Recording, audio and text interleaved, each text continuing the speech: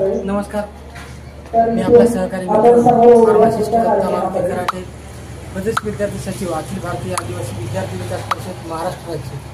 आजचा जो आपण कार्यक्रम आयोजित केला आहे, त्या कार्यक्रमाचा उद्देश म्हणजे जे आदिवासी विद्यार्थ्यांसाठी जे TRTचे क्लासेस राज्य सरकारच्या माध्यमातून राबवले जातात, त्यासोबत जे आदिवासी विद्यार्थी वसतिगृहामध्ये शिक्षण घेत आहेत त्या विद्यार्थ्यांना कुठेतरी मार्गदर्शन मिळलं पाहिजे व त्यांच्यामध्ये कुठेतरी एक ज्योत निर्माण झाली पाहिजे। ज्योत निर्माण होऊन कुठेतरी चांगल्या ठिकाणी सरकारी नोकरीला लागलं पाहिजे। या निमित्ताने आम्ही सर्व विद्यार्थी मिळून हा कार्यक्रम आयोजित केलेला आहे।